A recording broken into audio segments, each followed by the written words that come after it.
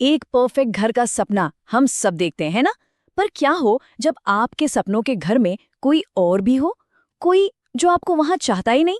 चलिए, आज आपको ले चलते हैं दिल्ली के एक अपार्टमेंट के उसी 13वें फ्लोर पर, जहां एक ऐसी कहानी इंतजार कर रही है जो परत दर परत खुलेगी।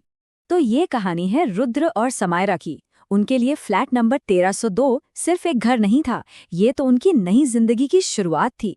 लेकिन उन्हें जरा भी अंदाजा नहीं था कि उस दहलीज के पार एक ऐसा अतीत छिपा है जो बस उन्हीं का इंतजार कर रहा था। तो चलिए मिलते हैं रुद्र और समायरा से। एक ऐसा जोड़ा जिनकी कहानी ना किसी को भी लगेगी कि भाई ये तो बिल्कुल किसी परी कथा जैसी है। सब कुछ एकदम परफेक्ट। सोचिए, कॉलेज में प्यार हुआ, फिर एक खूबसूरत सी शादी, वो भी एक हिल स्टेशन पर, और फिर दोनों को दिल्ली में बढ़िया नौकरी भी मिल गई। जिंदगी एकदम सपनों जैसी चल रही थी। और इस सपने को पूरा करने वाली चीज थी उनका नया घर, फ्लैट नंबर 1302, जिसे उन्होंने अपनी पूरी जिंदगी की कमाई लगाकर खरीदा था। और सब कुछ बिल्कुल वैसा ही चल रहा था जैसा उन्होंने सोचा था। पर फिर आई एक रात, एक ऐसी रात जिसने उनके इस खूबसूरत से सपने को एक बहुत ही भयानक हकीकत में बदल कर रख दिया। हुआ यूं कि रात के लगभग 2 बज रहे थे और समायरा की नींद अचानक रसोई से आ रही तेज खटर पटर की आवाज से खुल गई। आवाज ऐसी जैसे कोई जानबूझकर बर्तन फेंक रहा हो। रुद्र तो गहरी नींद में सो रहा था, तो समायरा को अकेले ही उठकर देखना पड़ा। और जब वो रसोई में पहुंची तो वहां जो नजारा था वो समझ से बिल्कुल बाहर था। अचानक कहीं से ठंडी हवा का एक झोंका आया। फ्रिज का दरवाजा पूरा खुला पड़ा था, सारे चम्मच जमीन पर बिखरे हुए थे। ये सिर्फ हवा का काम तो नहीं हो सकता था, है ना? समायरा ने घबराकर रुद्र को उठाया, पर उसने नींद में ही बात टाल दी। बोला, अरे हवा तेज होगी। लेकिन समायरा का दिल कह रहा था, ये सिर्फ हवा नहीं थी। वो पहली रात, वो तो बस एक शुरुआत थी। इसके बाद तो घर में अजीबो-गरीब घटनाओं का जो सिलसिला शुरू हुआ, वो तेज होता ही गया। जो पहले बस एक अजीब सा एहसास था ना, अब वो एक असली डर बनकर उनकी रूह में बसने लगा था। अक्सर जब समायरा बाथरूम के शीशे में देखती तो उसे अपने पीछे एक धुंधली सी परछाई दिखती, जो बस एक पल में गायब हो जाती। उसने रुद्र को ये सब बताने की बहुत कोशिश की, लेकिन वो हमेशा इसे उसका वहम कहकर टाल देता। फिर एक रात तो और भी अजीब हुआ।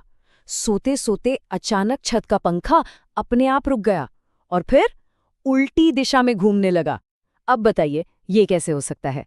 ऐसी छोटी छोटी नामुमकिन सी बातें समायरा के डर को और भी ज्यादा बढ़ा रही थी। लेकिन कहानी में असली मोड़ तब आया जब रुद्र ने खुद उस चीज को महसूस किया। वो घर से काम कर रहा था और अचानक उसकी ऑफिस की कुर्सी अपने आप धीरे धीरे पीछे खिसकने लगी। बस उसी एक पल में उसका सारा शक, सारा वहम यकीन में बदल गया। समायरा सच कह रही थी, उनके घर में कोई और भी था। उन्हें समझ आ गया था कि वो जिस चीज का सामना कर रहे हैं वो कोई नॉर्मल चीज नहीं है। ये पैरानॉर्मल एक्टिविटी थी, मतलब ऐसी घटनाएं जो विज्ञान के दायरे से बाहर होती हैं। अब तक जो सिर्फ एक डर था, एक शक था, वो एक भयानक हकीकत बन चुका था। और फिर वो रात भी आ ही गई, जब उस अनजानी ताकत ने पर्दे के पीछे से निकलकर सीधे सीधे सामने आने का फैसला कर लिया। हुआ ये कि उस रात अचानक से पूरे फ्लैट की बत्ती चली गई। चारों तरफ घना अंधेरा। रुद्र स्विचबोर्ड देखने गया और समायरा हाथ में एक जलती हुई मोमबत्ती लेकर खड़ी थी। तभी मोमबत्ती की लौ बिना किसी हवा के जोर जोर से हिलने लगी।